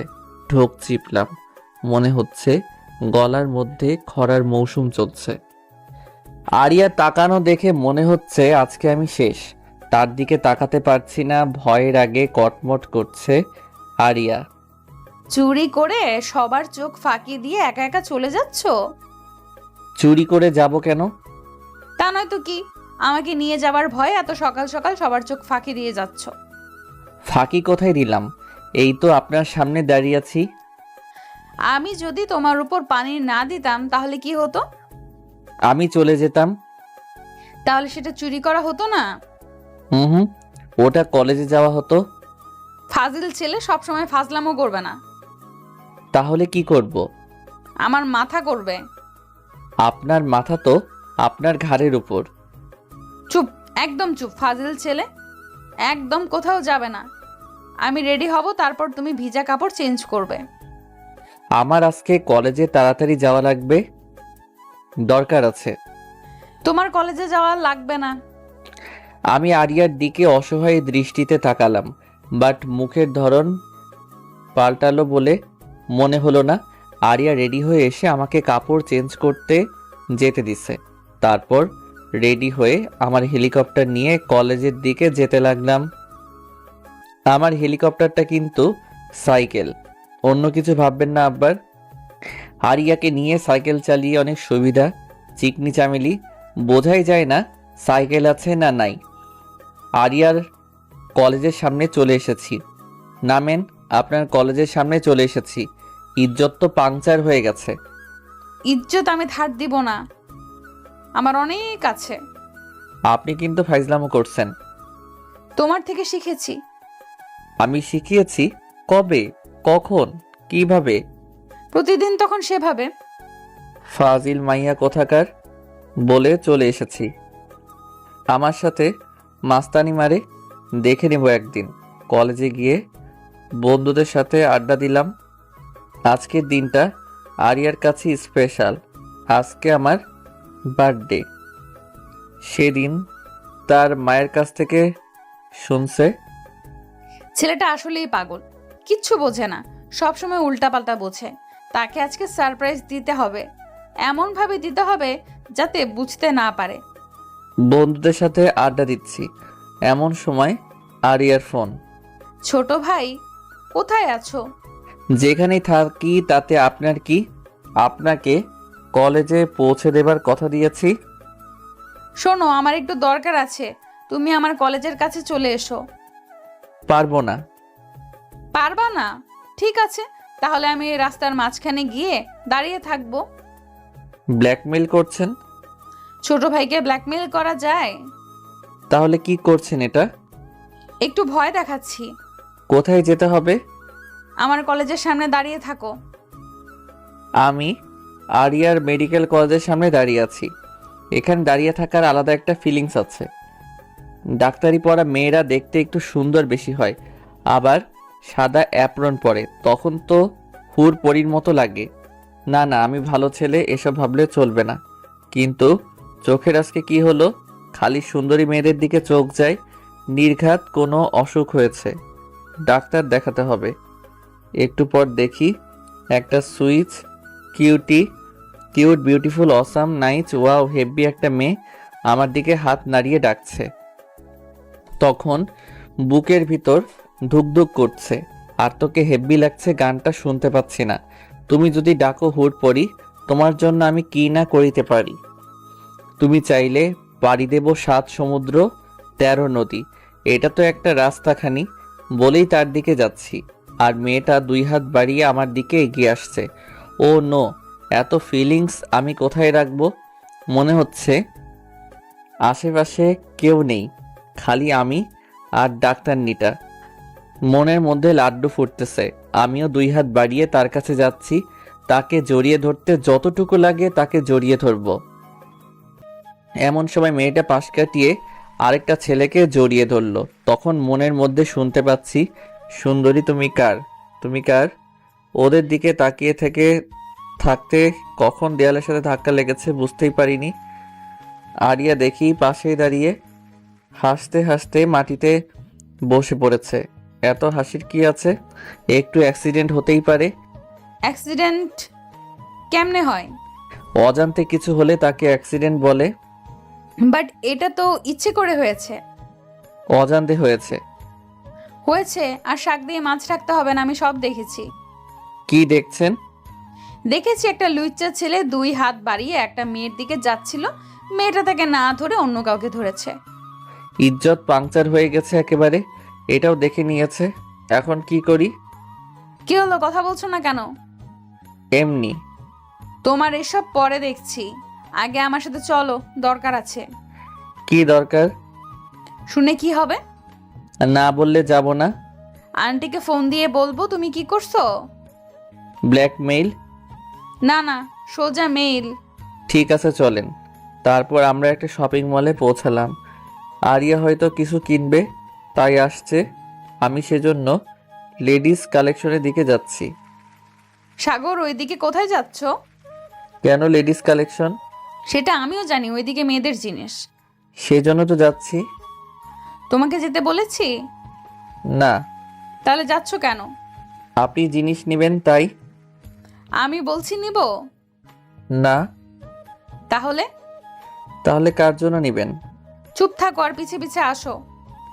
আমি তখন আরিয়ার পিছে পিছে যাচ্ছি। পরিচিত কেউ আমাকে দেখলে চোখ বড় বড় করে তাকিয়ে থাকছে। মনে হচ্ছে জীবনে আমাকে কখনো দেখেনি। এটা কেমন হবে? আমি আরিয়ার কথা শুনে তার দিকে তাকালাম। একটা শার্ট হাতে নিয়ে আমাকে জিজ্ঞেস করছে, কিন্তু শার্টটা বড় মানুষের, তার ভাইটাও ছোট। তাহলে কার জন্য কিনছে? কি হলো বলো? কার জন্য? এত প্রশ্ন কেন? এমনি। শার্টটা কেমন? ভালো না। আচ্ছা, তুমি একটা শার্ট পছন্দ করে দাও। আচ্ছা। তারপর একটা নীল রঙের পাঞ্জাবি পছন্দ করে দিলাম। শার্টের থেকে পাঞ্জাবিটা ভালো লাগছে। তোমার তো অনেক সুন্দর পছন্দ। জানি। চলো। আবার কোথায়? একটা শাড়ি কিনবো। একটা নীল রঙের শাড়ি কিনতে 3 ঘন্টা লাগিয়েছে। মেয়ে মানুষের সাথে কেউ শপিংয়ে আসে? মেয়ে মানুষের সাথে শপিংয়ে আসা মানে নিজের পায়ে কুড়াল মারা। আচ্ছা, পাঞ্জাবিটা কার জন্য? তোমার এত আগ্রহ কেন এটা জানার প্রতি? আগ্রহ হলে আমি কি করব? আগ্রহ করা বন্ধ করে দাও। আগ্রহ নিজে থেকেই হয়। বেশি জ্ঞান থাকা ভালো না। আপনার থেকে কম আছে। ফাজিল ছেলে, চুপ থাকতে পারো না? আমার বিএফের জন্য। এবার চুপচাপ চলো বাড়ির দিকে। আচ্ছা চুপ থাকবো। বলেন পাঞ্জাবিটা কার জন্য? বুকের বাম পাশটা তখন কেমন জানি চিনচিনে ব্যথা করছিল। মনে হচ্ছিল ভারী কিছু মনের উপর জমা হচ্ছে। আরিয়ার বিএফ আছে? আরিয়ার পিছু পিছু মার্কেট থেকে বের হলাম। তখন মনের মধ্যে ভারী কিছু বেঁধে আছে। মনে হচ্ছে বুকটা শরীরের চেয়ে ওজন বেশি হয়ে গেছে। মার্কেট থেকে বের হয়ে আরিয়াকে নিয়ে বাসায় আসলাম। তার সাথে কোনো কথা বলিনি, ভালো লাগছিল না কিছু। ছেলেটা কত পাগল! শুধু বলেছি এগুলো বিএফের জন্য, তখন থেকে মুখটা বাংলার পাঁচের মতো করে রেখেছে। কোনো কথাও বলছে না। না বলুক, আমিও বলবো না। একেবারে সারপ্রাইজ দিব, যাতে চমকে যায়। বাড়িতে এসে আরিয়াকে তার বাসায় নামিয়ে আমার বাসায় এসে রুমে ঢুকে শরীরটাকে এলিয়ে দিলাম। মনের পাশাপাশি শরীরের এনার্জিও কাজ করছে না, কিছু ভালো লাগছে না। তখন শরীরটাকে রিফ্রেশ করতে বাথরুমে গোসল করতে গেলাম। বাথরুমে শাওয়ার ছেড়ে দিয়ে তার নিচে বসে পড়লাম। মাথার উপর পানি পড়ছে, আমি নিচে বসে আছি। তখন চিৎকার করতে মন চাচ্ছে। কখন যে মেয়েটাকে ভালোবেসে ফেলেছি বুঝতেই পারিনি। তার বিয়ে পাচ্ছে, আগে বললে কি হতো। যাই হোক, সবারই একটা আলাদা জীবন আছে, তার নিজের ইচ্ছা ভালো লাগাতে চলার অধিকার আছে। এসব ভাবা বাদ দিয়ে তাকে মন থেকে ডিলিট করে দিব। সাগর বাসাতে নামিয়ে দিয়ে চলে গেল, কোনো কথা বলল না। ছেলেটার মাথায় গোবর ছাড়া কিছুই নেই। যাই হোক, রাতে তাকে এমন সারপ্রাইজ দিব যে সে নিজেকেই ভুলে যাবে। আরিয়ার মনে তখন আলাদা রকম ফিলিংস কাজ করছে। কিভাবে আমাকে সারপ্রাইজ দিবে এটা ভাবতে ভাবতে গোসল শেষ করে খাবার খেয়ে বন্ধুদের সাথে আড্ডা দিতে চলে গেলাম। সেখানেও মন বসাতে পারছি না। সাগর, কি হয়েছে? বন্ধুর কথাতে চমকে উঠছি, অন্যদিকে মন ছিল তাই। কই কিছু হয়নি তো। কিছু তো হয়েছে, মন খারাপ করে আছিস যে? না রে, কিছু হয়নি। সত্যি করে বল, কি হয়েছে? আরিয়ার বিয়ে পাচ্ছে রে। থাকতে পারে, তাতে তোর কি? কেন থাকবে? কেন থাকবে না? আমি তাকে ভালোবাসি তাই। তুই তাকে বলেছিস? না, বলিনি। তাহলে মন খারাপ করে কি হবে? যদি বলতি, তারপর যদি না করতো, তাহলে এক কথা ছিল। তাহলে কি বলবো? এখন বলে কি হবে? তাও এক কথা, ওর তো বিয়ে পাচ্ছে। বিএফ থাকুক আর না থাকুক, তোর বড় বোন লাগে, তোর সিনিয়র। আরিয়ার কাছ থেকে ছোট ভাই শুনে বিরক্ত ধরে গেছে। এরা আবার বড় বোন বানাই দিছে। শালা, তোর একদিন কি আমার একদিন, বড় বোন লাগে আমার বলে একটা লাঠি নিয়ে তাড়ানি দিছি। আগে 3 জন, আমি তাদের পিছে পিছে। এলাকার সবাই হা করে দেখছে কি হচ্ছে এগুলো। তোদের আজ ধরতে পারলে খুন করে ফেলবো। আগে ধরে তো দেখা। আমার সাথে টক্কর নিস না কইলাম, ম্যারাথন স্পেশালিস্ট আমি। আমরা উসামা বোল্টের কাছ থেকে এসেছি, তোর স্পেশালিস্ট হয়েও কাজ নাই। আমার থেকে তারা অনেক আগে চলে গেছে। এখন যদি তাদের ধরতে না পারি পরে, তাহলে তারা আমাকে খেপাতেই থাকবে। তখন কি হবে? আর এলাকার মেয়েগুলাও দেখছে, যদি ধরতে না পারি তাহলে ইজ্জত পাংচার হয়ে যাবে। তখন কি করবে? এসব ভাবতেছি ঠিক তখনই মাথার মধ্যে ঝাক্কাস একটা বুদ্ধি চলে এসেছে। চোর চোর, আমার টাকা চুরি করে পালাচ্ছে, কেউ ধরো। যখনই কথাটা বলেছি এলাকার বইরা থেকে শুরু করে সবাই তাদের পিছু নিচ্ছে। একজন দেখি চাইনিজ কুড়াল নিয়ে বার হয়েছে। মনে হচ্ছে আজ ধরতে পারলে তাদের কুচি কুচি করে কাটবে। আমি সবার পিছে পড়ে গেছি, সবাই আগে আগে ছুটতেছে। এক চাচার কথা, বেটা দিনের বেলায় চুরি করো, ধরতে পারলে হাত কেটে দেব। আরেকজন বলে আমি ওদের সারাদিন বাজারের মধ্যে কান ধরিয়ে দাঁড় করিয়ে রাখবো। আমি ওদের 3 জনের পিছনে দৌড়ানো বাদ দিয়ে বাসার দিকে যাচ্ছি। এলাকার লোকেরাই তাদের সামনে নিবে। আমার সাথে মশকরা করার মজা এবার হাড়ে হাড়ে টের পাবে। বাসায় এসে দেখি বাড়ি অন্ধকার, কাউকে কোথাও দেখতে পাচ্ছি না। মা, ও মা, কোথায় তুমি? বাড়িতে আলো নাই কেন? এই তো বাবা, আমি রুমে। লাইনের কোথাও সমস্যা হয়েছে, তাই সন্ধ্যা থেকে আলো জ্বলছে না। আচ্ছা, আমি ঠিক করছি। না না, তোকে কিছু করতে হবে না। আমি কারেন্ট লাইন ঠিক করা মানুষের খবর পাঠিয়েছে, ওরা ঠিক করে দিয়ে যাবে। ঠিক আছে, কিন্তু ক্ষুধা লাগছে, খাবো কি করে? একটু দাঁড়া, মোমবাতি আনতেছে। তারপর খেয়ে দিয়ে রুমে শুতে গেছি। অনেকক্ষণ হলো, এখনো লোক আসেনি। হয়তো কোনো সমস্যা হয়েছে, কাল ঠিক করে দিয়ে যাবে। আরিয়ার বিয়ে পাচ্ছে ভেবে ঘুমও আসছে না। একটা মুভি দেখলাম, হঠাৎ মনে হলো কিছু হাঁটার আওয়াজ পাচ্ছি। ঘড়িতে তখন 11:55 বাজে। এত রাতে বাড়িতে কে আসলো? মা বাবা তো ঘুমাচ্ছে, তাহলে কি চোর? আমি তাড়াতাড়ি শব্দটা অনুসরণ করছি, দেখি ছাদের দিকে চলে গেল। আমিও ছাদের দিকে যাচ্ছি। হঠাৎ মনে হলো ছাদের দিক থেকে আবার কেউ আসছে, কিন্তু চুরি করে ছাদ দিয়ে পালাচ্ছে না তো? মা কি করে, ছাদের গেটটা লাগাবে না? কি কি যে চুরি করছে তার ঠিক নাই। আজ চোরের একদিন কি আমার একদিন। ছাদের সিঁড়ির উপর দেখি কেউ আসছে। চোরের আজ শিক্ষা দিয়ে ছাড়বো। ইয়ালি বলে পিটাতে শুরু করেছি, কোনো কথা নাই, শুধু কিল ঘুষির শব্দ। দেখি ছাদের দরজা দিয়ে আরো কেউ আসছে, তখন তাকেও শুরু করেছি। চোরের শিক্ষা আজ হবে। মারের শব্দে আর চোরের চিৎকারে মা বাবা চলে এসেছে। হঠাৎ দেখে আলো জ্বলতেছে, আর নিচে আমার বন্ধুরা পড়ে আছে। তাদের চোর মনে করে পিটিয়েছি। তোরা এখানে কি করে? মামার পর জিজ্ঞেস করেছিস আগে করতে কি হয়েছিল? আমি তাদের উঠাতেই এরা আমাকে ছাদে নিয়ে গেল, আর ছাদে আলোর ঝিকিমিকি ছড়াতে লাগলো। একটা পটকা আকাশের দিকে উঠে ফেটে গেল, আর লেখা উঠলো হ্যাপি বার্থডে। আমি তো চমকে গেছি। আমার জন্মদিন সেলিব্রেট করি না, তাই মনেও নেই, কিন্তু আজ এসব দেখে অনেকটা চমকে গেছি। কথা বলার ভাষা হারিয়ে ফেলেছি। আমি আমার বন্ধুদের জড়িয়ে ধরে বললাম, তোরা আমার জন্য এত কিছু করেছিস। কি দুঃখে তোর জন্য এসব করতে যাব? তাহলে পেছনে দেখ, ওই কি করছে। পিছনে তাকিয়ে দেখি নীল শাড়ি পরে আরিয়া দাঁড়িয়ে আছে। চোখে কাজল, একদম নীল পরি মতো লাগছে। মনে হচ্ছে এইভাবেই সবসময় তাকিয়ে থাকি। এইভাবে তাকে কি দেখছো ছোট ভাই? চুচু করে তখন বেলুনের বাতাস বের হবার মতো আমার বাতাসও বেরিয়ে যাচ্ছে। ছোট ভাই, মন খারাপ কেন? তোমার জন্য এত কিছু প্ল্যানিং করেছি আর মন খারাপ করে আছো? সব আপনার প্ল্যানিং? হ্যাঁ, আমার ছোট ভাই। কয়বার বলছি আমাকে ছোট ভাই বলবেন না? বলবো, 100 বার বলবো ছোট ভাই। হুর, থাকেন আপনার ছোট ভাই নিয়ে, আমি গেলাম। আরে আরে, কই যাও? ঘুমাতে। আমরা তো কষ্ট করলাম, আর তুমি এখন ঘুমাতে যাবে? ছোট ভাই না করলে থাকবো। ঠিক আছে, এমন করবো না ছোট ভাই। আবার সরি, এই নাও তোমার বার্থডে গিফট। পাঞ্জাবি? এটা আপনার বিয়ের জন্য কিনেছিলেন যে? আরে ধুর বোকা, তোমাকে চুপ করাকে এমনি বলছি। তাই? হ্যাঁ, এখন পাঞ্জাবিটা জলদি পরে চলে এসো।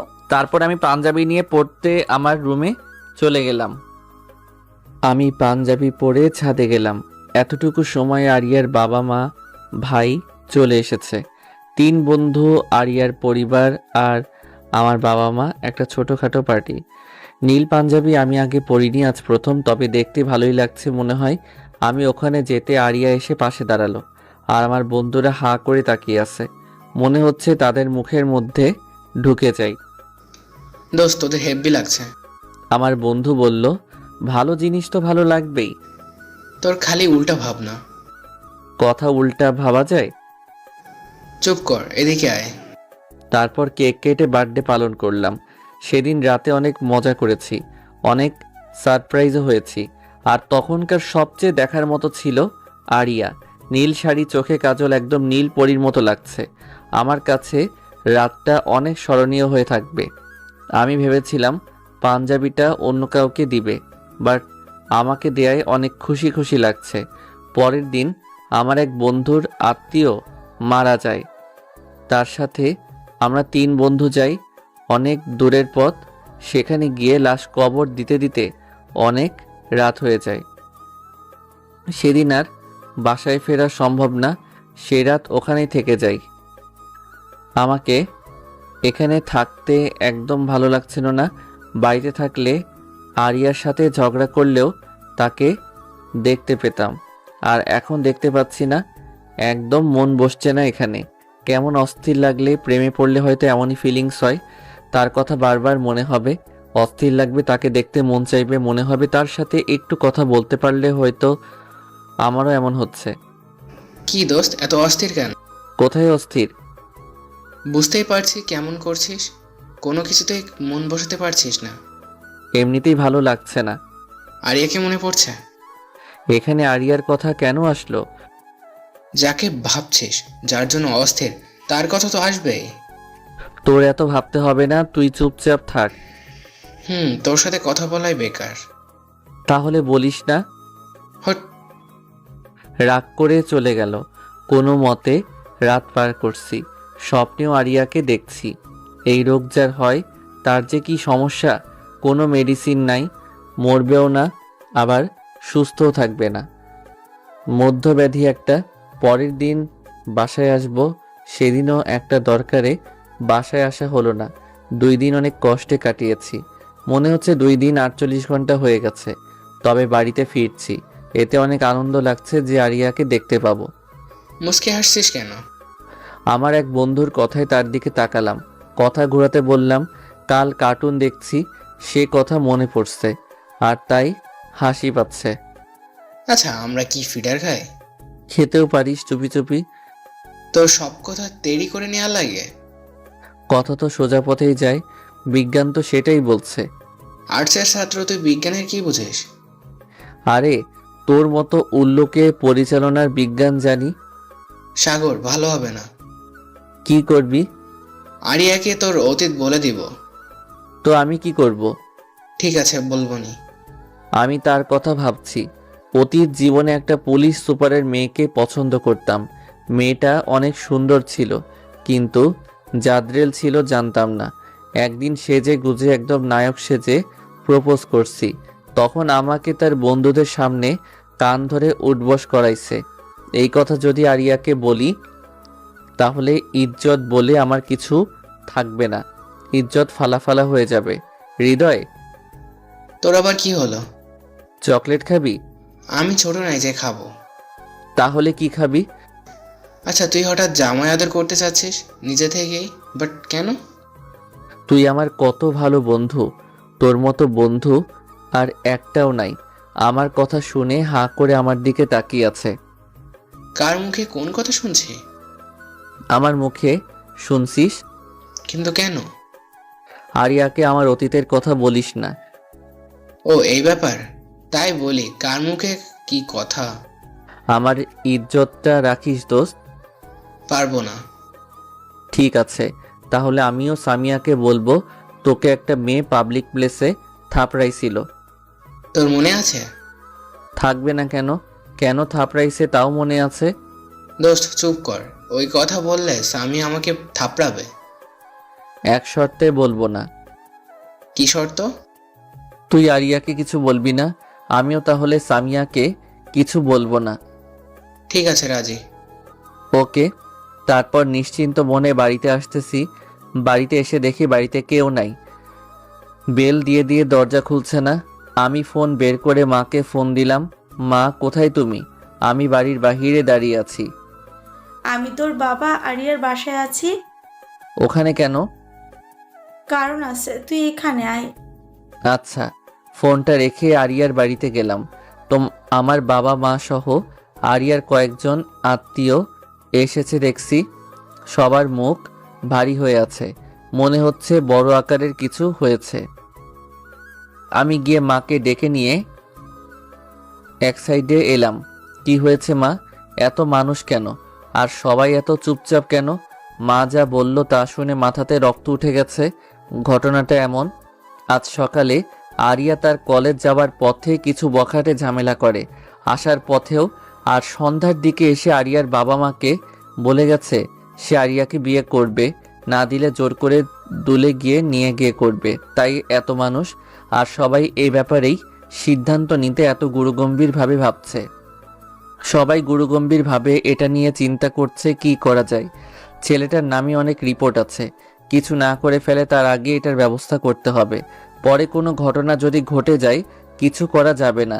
সবাই যার যার মনের ভাবনা প্রকাশ করছে, আর আমি এক জায়গায় দাঁড়িয়ে ঘামতেছি। কিরে সাগর, তুই এমন ঘামছিস কেন? মায়ের কথা শুনে চমকে উঠেছি। প্রচুর গরম পড়েছে তো তাই। তোর মাথা ঠিক আছে? মাথায় দিয়ে বললাম ঠিকই তো আছে। মাথার উপর ফ্যান চলতেছে আর তোকে গরম লাগছে? গরম মনে হয় আমার উপর রাগ করেছে। কি সব যাতা বলছিস? কি হয়েছে তোর? কি করে বলি? আরিয়ার বিয়ের চিন্তা করছে সবাই। আমার মনের ভিতরে তখন খরার মৌসুম শুরু হয়ে গেছে। কিছু না, বড়দের সবার কথাতে একটা কথা বুঝলাম, আরিয়ার বিয়ে দিতে হবে, না হলে সমস্যা। এখন কার সাথে দিবে এটাই ভাববার বিষয়, কারণ বেশি দেরি করা যাবে না। কিছু ঘটার আগেই সব কাজ শেষ করতে হবে। আরিয়ার মন খারাপ, তার কত স্বপ্ন ছিল সে একদিন ডাক্তার হবে, মানুষের সেবা করবে, কিন্তু তা আর হবে না একটা বখাটের ভয়ে। তাই বলে এত তাড়াতাড়ি বিয়ে দিবে? খুব কান্না করতে ইচ্ছা করছে আরিয়ার। সবার সিদ্ধান্ত হলো আরিয়ার মামাতো ভাইয়ের সাথে তার বিয়ে হবে। এটা শুনে আমার বুকে চিনচিনে ব্যথা অনুভব করতে পারছি। মনে হচ্ছে দিলটা বুকের ভিতর থেকে লাফ দিয়ে বেরিয়ে ফ্যানের সাথে লটকে যাবে। আমার আর এখানে থাকা সম্ভব না। যাকে ভালোবাসি তার বিয়ে অন্য কারোর সাথে হবে শুনে কি করে থাকি? কেউ থাকতে পারবে না। আমি আমার বাড়িতে চলে এলাম। এসে বাথরুমে ঢুকে অনেকক্ষণ গোসল করলাম। আমার যখন মন খারাপ থাকে বা কষ্ট পাই তখন অনেকক্ষণ গোসল করি। গোসল করে বেরিয়ে ছাদে চলে গেলাম। আকাশ ভরা তারা, সাথে থালার সমান চাঁদ, কিন্তু আমার কাছে তখন পুরো আকাশ অন্ধকার দেখাচ্ছে। মনে হচ্ছে চারিদিকে অন্ধকার। আমার কাছে সামনে এগিয়ে যাওয়ার রাস্তা নাই। যা হচ্ছে তা নীরবেই মেনে নিতে হবে। মনের গহীনে এখন ভাবনার দুয়ারে চলে গেছি। সে ভাবনা রোবটিক, কোনো শব্দ নেই, নিস্তব্ধ এক পরিবেশ। হঠাৎ শরীরে ঝাঁকুনি অনুভব করলাম। তাকিয়ে দেখি মা দাঁড়িয়ে কি যেন বলছে। আমি শুনতে পাচ্ছি না। আচ্ছা, আমি কি মরে গেছি? শুনতে পাচ্ছি না কেন কিছু? গালের উপর ঠাস করে একটা শব্দ হলো। এবার সব শুনতে পাচ্ছি।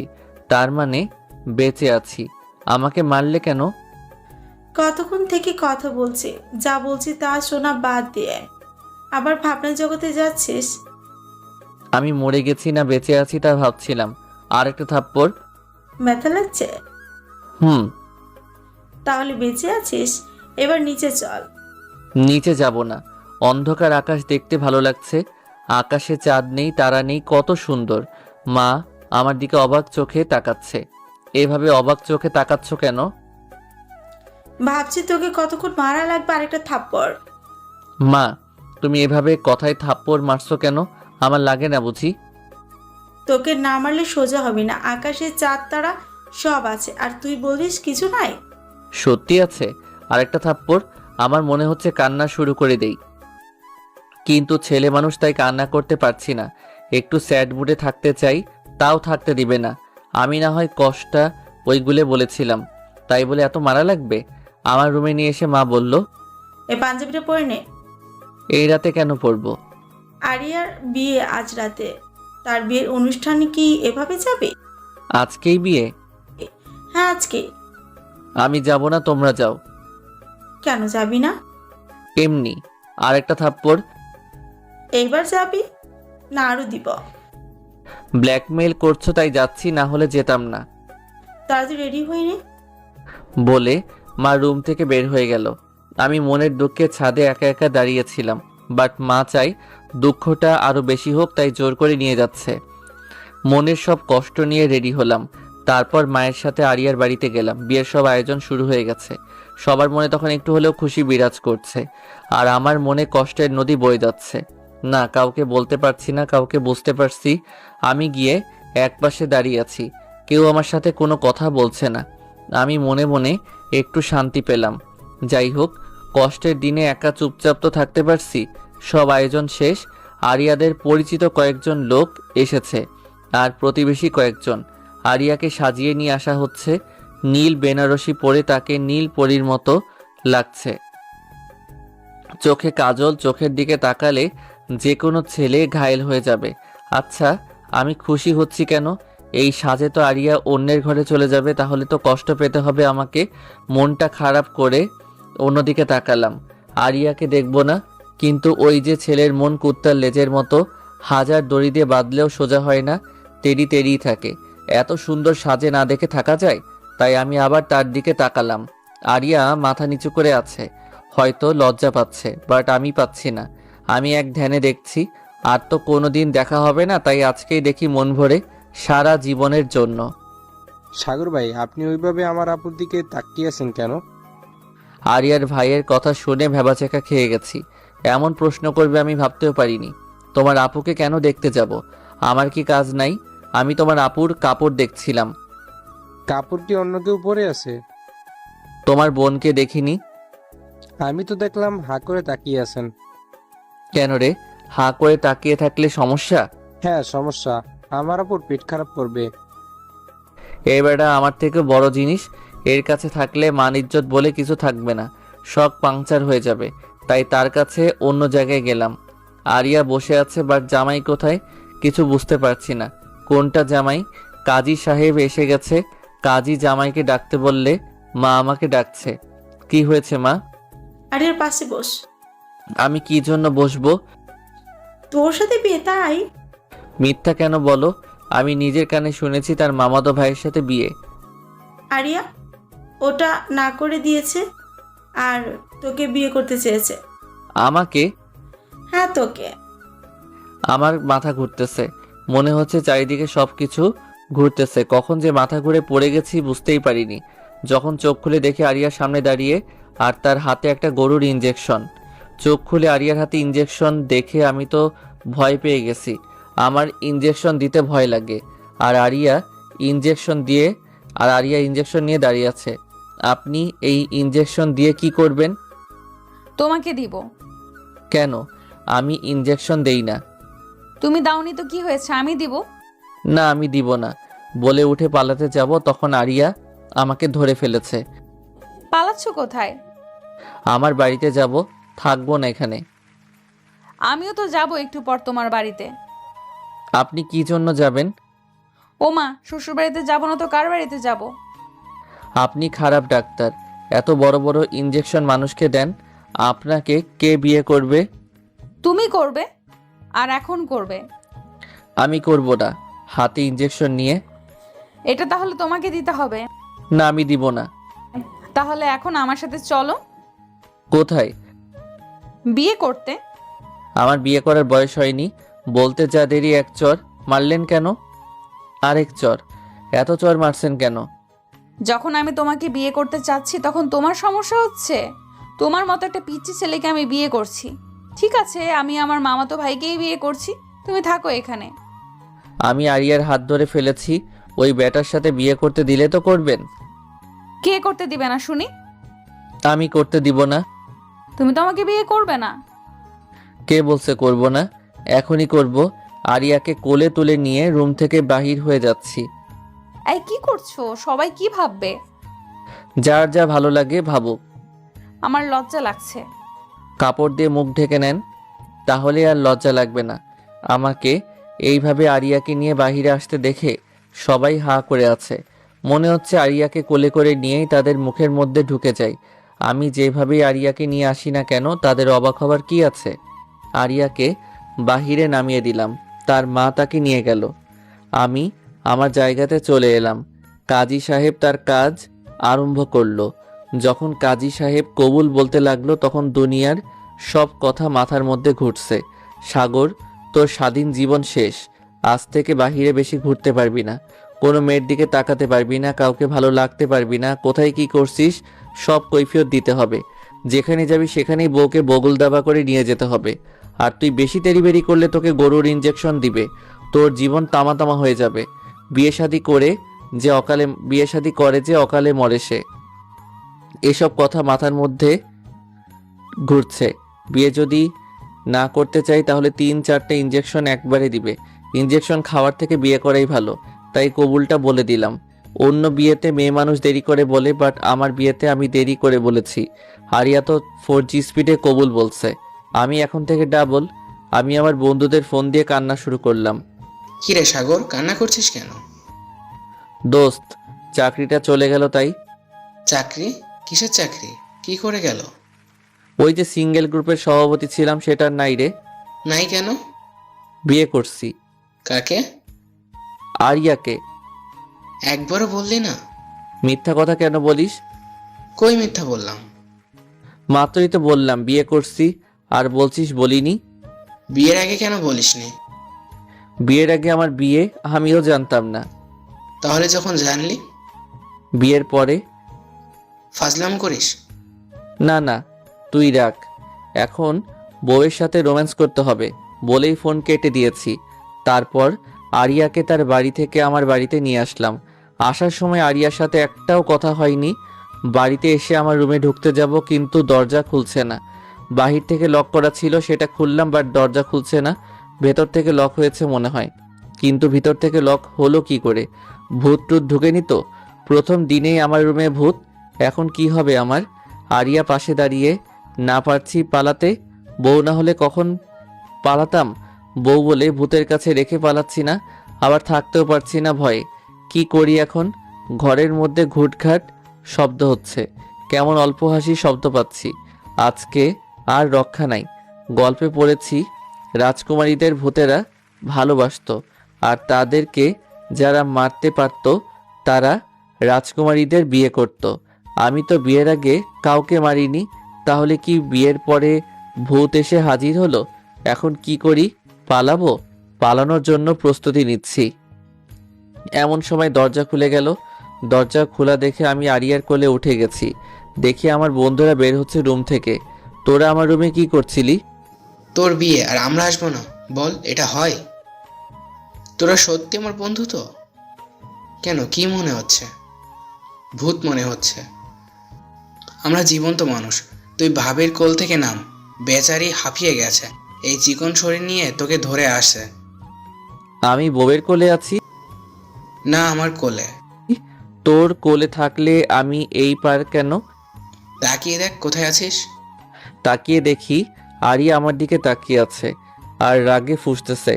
আমি আরিয়ার কোল থেকে নেমে তাকে নিয়ে ঘরে গেলাম। দেখি পুরা ঘর সাজানো। এই ঘর আবার কে সাজালো? আমরা সাজিয়েছি। আমার বন্ধুদের কথা শুনে পিছে তাকাই। আমার বিয়ের কথা তোদের কে বলছে? তোর মা। আর আমরা এসে ঘর সাজানোতে ব্যস্ত ছিলাম, তাই তোর বিয়েতে যেতে পারিনি। আর আমাকে বললি কেন তোদের বলিনি? বলে তাদের তাড়ানি দিছি, আর ওরা পালিয়েছে। বিয়ে বাড়ির সব কাজ সম্পন্ন। এখন ঘুমানোর সময়। আমি বন্ধুদের সাথে আড্ডা দিয়ে খেয়ে রুমে গেলাম। দেখি আরিয়া মাথায় ঘোমটা দিয়ে বেডে বসে আছে। আমার বুকটা কাঁপতেছে। বিয়ে তো জীবনের প্রথম করছে, আবার সিনিয়র মেয়েকে। আজ থেকে আমার একার বেডরুম আরেকটা মেয়ের সাথে শেয়ার করতে হবে। আমি আরিয়ার পাশে গিয়ে দুরু দুরু বুকে নিয়ে বসেছি। অনেকক্ষণ কোনো কথা বলিনি, চুপচাপ ছিলাম দুজনে। কারো মুখে কোনো কথা নাই। প্রথম বিয়ে, তাও সিনিয়র মেয়েকে করলে এমনই হয়। আপনার ঘুমটা একটু সরান। কোনো কথা নাই। কি হলো, কিছু বলছেন না যে? তোমার বউয়ের ঘোমটা তুমি সরাবে না, আমি কেন সরাতে যাব? বউয়ের ঘুমটা স্বামী সরায়? তো অন্য করে সরায় নাকি? আমি এর আগে বিয়ে করিনি তো, তাই জানি না। আমি কি আগে বিয়ে করছি? জানা মতে না। তাহলে আমি কি করে জানলাম? আপনি মনে হয় বিয়ে করছিলেন আগে। আরিয়া ঘোমটা ফেলে আমার দিকে রাগে কটমট করছে, আর একটা ইনজেকশন বের করেছে। এটা আবার এখানে কেন? তোমার মতো ফাজিলকে ঠিক করার যন্ত্র এটা। আমি কি করছি? আমি আগে বিয়ে করছি, এটা কে বলছে? আমি বলেছি। তাহলে ইঞ্জেকশন কাকে দিব? আপনাকে দেন। শুনেছি বউ কষ্ট পেলে স্বামীকে লাগে, আর স্বামী কষ্ট পেলে বউকে লাগে। আল্লাহ গো, আমি আমি কাকে বিয়ে করেছি গো? কাকে আবার? সাগরকে। তোর একদিন কি আমার একদিন? বলেই আরিয়া আমাকে বিছানায় ফেলে দিয়েছে, আর আমার উপর ইনজেকশন নিয়ে বসে আছে। আরে আরে, কি করছেন এটা? তোর ফাজলামও দূর করব। সি সি সি, জামাইকে তুই বলছে? তোর জামাইয়ের গুষ্টি বেচি। তুই আর ফাজলামো করবি না? তুই আর ফাজলামো করবি বল? করলে কি হবে? এই গরুকে দেওয়া ইঞ্জেকশনটা এখন তোকে দিব। না না, এটা করবেন না, আমার ভয় লাগে। তাহলে বল, আর ফাজলামি করবি? আর করব না ফাইজলামু। আমার সামনে কান ধরে উদ্বস কর। পারবো না। দিব ইঞ্জেকশন? না না, করছি। শালা বিয়েটাই করা ভুল হয়েছে। বাসরাতে কোথায় রোম্যান্স করব? না, কান ধরে উঠবস করাচ্ছে। 30 বার করার পর আরিয়া থামতে বলল। থামো, এখানে এসো। কি? আমার ক্ষুধা লাগছে, খাবার নিয়ে এসো। রাতে খাননি? না, সেদিকে কি কারো খেয়াল আছে? আমার কাছে। আপনি বসেন, আমি নিয়ে আসছি। এরপর আরিয়ার জন্য খাবার নিয়ে আসলাম। রুমে ঢুকে দেখি কেউ নাই, ফাঁকা ঘর।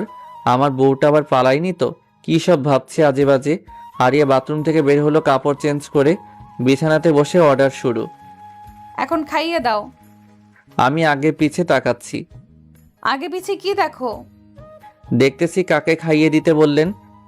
তোমাকে বলেছি। আমি জীবনে কাউকে খাইয়ে দেইনি। তো কি হয়েছে, এখন আমাকে দিবে?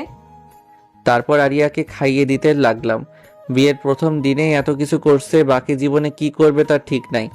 আরিয়াকে খাওয়ানো শেষ করে বাথরুমে গিয়ে আমিও কাপড় চেঞ্জ করে আসলাম। দেখি আরিয়া বসে আছে। আমাকে দেখেই বলল, এখানে বসো। আমি গিয়ে আরিয়ার পাশে গিয়ে বসলাম। আজ থেকে তুমি আমাকে তুমি করে বলবে, আর আপনি করে নয়। ঠিক আছে, তুমি করে বলবো। কোনো মেয়ের দিকে তাকাবে না, কারোর সাথে ফাজলামো করবে না, আর যত মেয়ে বন্ধু আছে সব বাতিল। এত কিছু আজ থেকেই? আজ থেকে মানে এখন থেকে। ঠিক আছে, আমার সিনিয়র বউ যখন বলেছে তখন রাখতেই হবে। এই তো গুড জামাই। এত কিছু শুনবো, তার বদলে আমি কি পাবো? কি পাবে? এই নাও, প্রতিদিন পাবে তাহলে। বলেই আমাকে বিছানায় ফেলে দিয়ে আমার বুকের উপর মাথা দিয়ে আছে। আজ থেকে তুমি আমার সম্পত্তি, সো তার দেখভাল আমাকেই করতে হবে। বলেই আমার ঠোঁটে তার ঠোঁট লাগিয়ে দিছে। আরও জানার জন্য বসে আছেন নাকি? কারেন্ট অফ হয়ে গেছে।